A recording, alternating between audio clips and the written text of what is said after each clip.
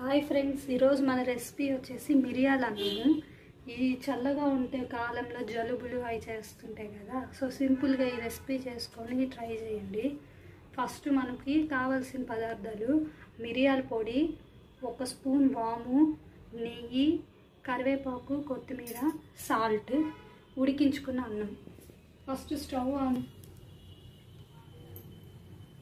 Pan పెట్టి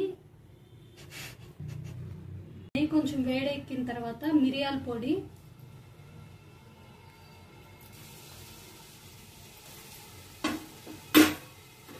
వాము,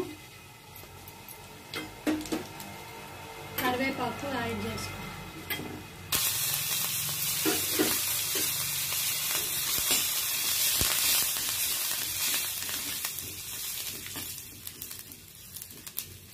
మిరియాల పొడి యాడ్ చేసిన తర్వాత ఒక 2 మినిట్స్ ఫ్రై చేస్తే చాలు, లేదంటే మాడిపోతుంది.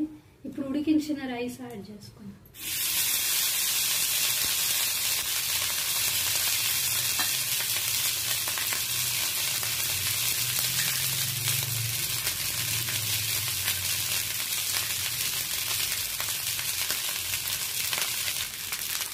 రైస్ యాడ్ చేసిన తర్వాత పైన తగినంత సాల్ట్ వేసుకుందాం.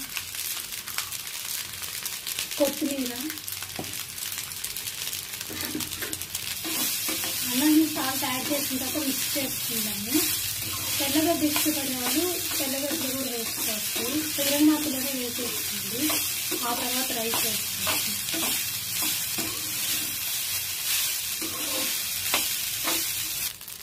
మొత్తం మిక్స్ చేసిన తర్వాత పైన కొత్తిమీర గార్నిష్ చేసుకుంటే మిరియాల అన్నం రెడీ.